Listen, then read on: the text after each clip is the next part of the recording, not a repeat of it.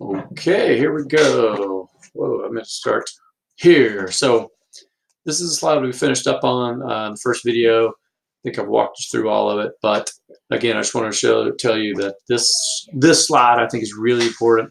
Understanding all these characteristics is really the best way to figure out what market structure exists in a particular market. And in exercises for this chapter and on quiz 4, I'll give you some real world examples. Say, here's a market. What market structure do you think it is? So study this up, make sure it makes sense. Let me know if it does not. So here's a graph that kind of goes along with this chapter. So remember, imperfect competition refers to those two kind of in-between market structures of monopolistic competition and oligopoly. And really, there's nothing new here. This should look basically just like the graph for a monopoly. It's a little flatter in slope, but otherwise it's the same. So you've got a downward sloping demand curve reflecting the fact that every business not in perfect competition has to play around with price. And they know that if they lower their price, they're going to gain a few more customers. If they raise their price, they're going to lose some. So downward sloping demand curve, downward sloping marginal revenue curve under the demand curve. They'll have a marginal cost of production curve, which typically at some point begins to go up because of your marginal cost of production tend to increase as you make more and more, and an average total cost curve. So again, what we do with this is kind of figure out where a business is going to produce, how much, and are they making a profit. So remember the marginal decision rule. Every business maximizes profit where marginal revenue and marginal cost intersect. So that's here. It's at that quantity. So they're going to make this quantity, which is $21.50. But the price they're going to charge is determined by the demand curve. So you go up here and you find a price of $10.40. Then to see if they're making a profit, you look at the average cost of production at this quantity. So the average cost is here on the yellow curve. That is $9.20. So since that's lower than the price they're charging, we now know that this business is making a profit. So that's essentially how you use these graphs, and should be review essentially basically for now. Just to refresh your memory, this is kind of that same idea for market of perfect competition. So in a perfectly competitive market for something like radishes, you have a market supply and market demand curve. This is basically the sum of all the individual farmers' supply and demand curves, and that determines the market price. In this case, it's 40 cents.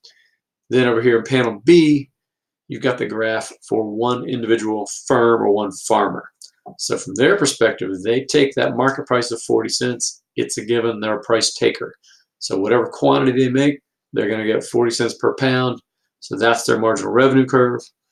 They'll have a marginal cost and average total cost curve. We do the same thing. This business is going to maximize profit or minimize loss at the quantity where marginal revenue equals marginal cost. That's here. In this case, again, it's above average total cost. So this particular farmer is making an economic profit of $938 shown by the green rectangle. Okay, so again, I'm just trying to compare and contrast perfect competition and imperfect competition. So those last two slides did that. Okay, one more topic, one more thing that is included in this chapter because it can only happen in imperfect competition. This cannot happen in a perfectly competitive market. Something called price discrimination, which is just the practice of charging different prices to different customers. So in order for this to happen, you've got to have a price-setting firm, meaning some monopoly power. You got to be able to distinguish or somehow separate out your customers and prevent resale. I mean, you can't have a situation where you sell something cheap to somebody and then they go and sell it to somebody else at a higher price.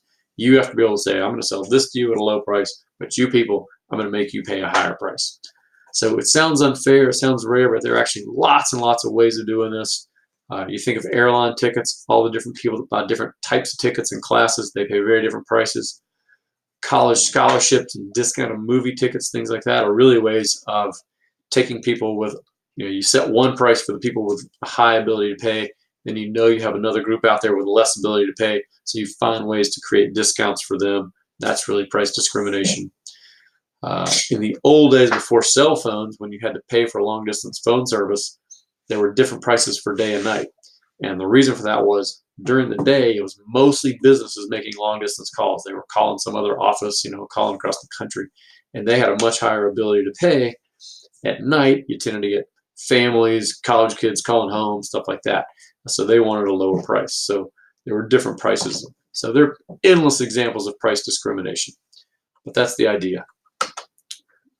Last slide just shows you why we do that, or why a business would want to do that. It might seem obvious, but here's the graphic proof of it. If you look at the curve on the left, imagine this is, let's say, for a plane ticket, airline tickets. And here's a demand curve for airline tickets from point A to point B. If the airline sets one price of $400, they're going to sell 40 of them. So their total revenue is 400 times 40, or $16,000.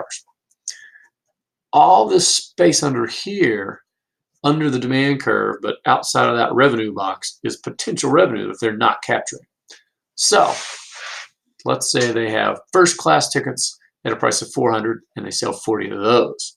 Then they have some regular, or whatever they call them, ordinary people's tickets that they sell for 300, and they sell another 80 of those.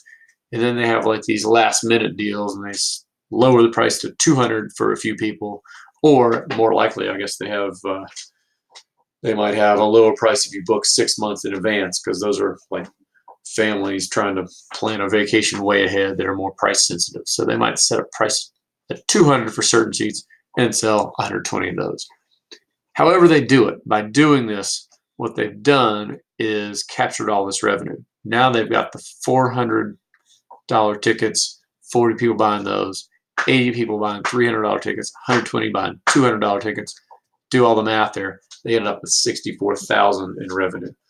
So by having all these different market segments, they can capture more and more of the revenue under that demand curve. So that's the reason for price discrimination. All right, and I believe that's my last slide for this chapter. So thanks. I think we have one more chapter to go. So we'll talk soon in chapter 13.